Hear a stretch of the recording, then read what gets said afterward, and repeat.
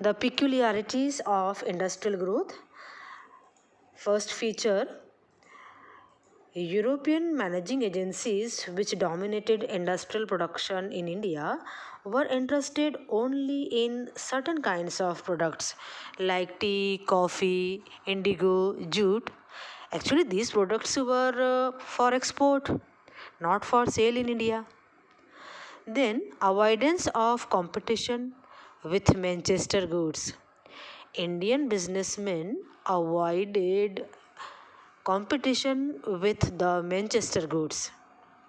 They wanted to produce only those goods which were not part of British imports, means the goods which were not coming from Britain. And yarn was such product. So the early cotton mills in India produced cotton yarn or thread, but coarse cotton yarn, because the finer variety or superior variety of yarn was importing into India. So they decided to produce coarse cotton yarn in Indian spinning mills, which was used by handloom weavers in India or exported to China. Now, third feature, shift from yarn to cloth. There were a series of changes during industrialization process. After the launching of Swadeshi and boycott movement, there was increase in the demand of Indian goods, especially of cloths.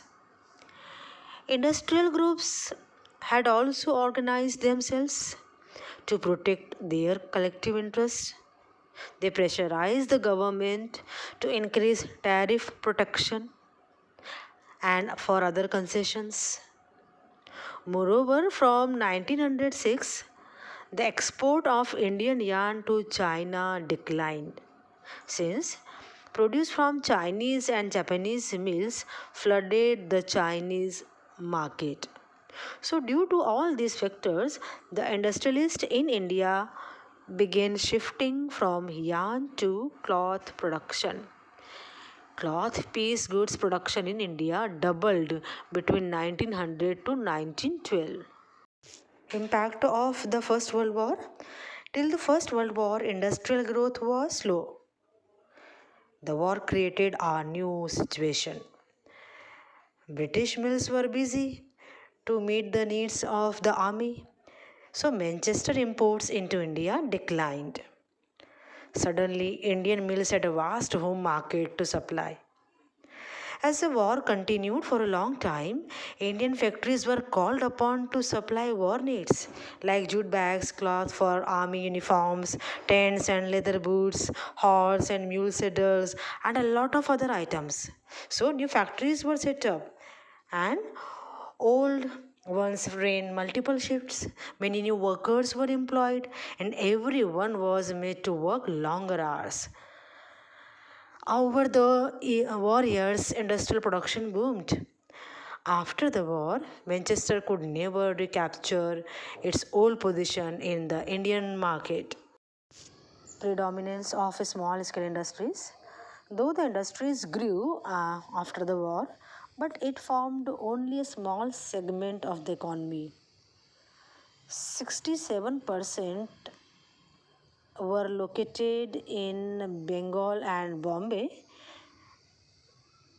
and only a small proportion of the total labor force worked in registered factories, 5% in 1911 and 10% in 1931. The rest worked in small workshops and household units located in rural areas. Then expansion of handicrafts and handlooms. Because handicrafts producers adopted new technology like use of fly shuttle. This increased productivity per worker, speeded up production and reduced labor demand. By 1941, over 35% of handlooms in India were fitted with fly shuttles. There were several other small innovations that helped weavers improve their productivity and compete with the mill sector. Were all equally affected by the industrial growth? No.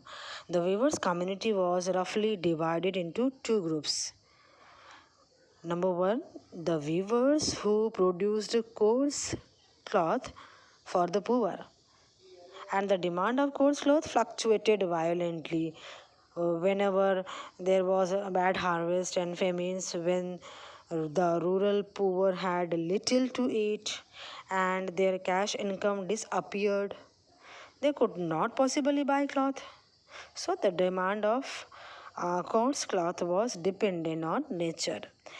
Then weavers who produced finer varieties. This was used by rich and elite classes. So the demand for the finer varieties was more stable. The rich could buy these even when the poor starved. For example, famines did not affect the sale of Banarsi or Balchuri saris.